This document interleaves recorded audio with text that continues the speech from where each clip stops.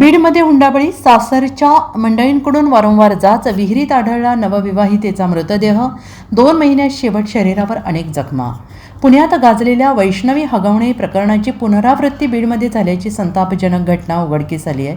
गेवराई तालुक्यातील राजुरी मळा येथे सोनाली बाळू वनवे वय वर्ष 22 हिने सासरच्या लोकांच्या छळाला कंटाळून आत्महत्या केल्याचा आरोप समोर आलेला आहे.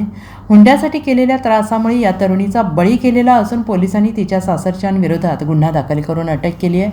बीडच्या गेवराई तालुक्यातील राजुरीमाळा येथील सोनाली बाळू वनवे हिचा जंबुरा वस्ती येथील अनिकेत गर्जे याच्यासोबत 2 महिन्यांपूर्वी विवाह झाला होता. अवघ्या 1 महिन्यानंतर सासरच्या मंडळींनी 5 लाख रुपयांची मागणी करायला सुरुवात केली. सोनालीच्या माहेरच्या लोकांनी 5 लाख रुपये नेऊन दिले. मात्र आता मला तू आवडत नाहीस, मला तुझ्यासोबत राहायचं नाही असा वाद घालत नवऱ्यासह सासरच्यांनी वारंवार त्रास दिला आणि याबाबतची माहिती सोनालीने तिच्या आईला आणि माहेरच्या लोकांना दिली. मात्र त्रास कमी झालेला नाही. अखेर 31 ऑगस्ट रोजी सोनाली बेपत्ता झाली. तिचा शोध घेतला असता सासरी तिच्या घराशेजारी असणाऱ्या एका विहिरीत सोनालीचा मृतदेह आढळून आला.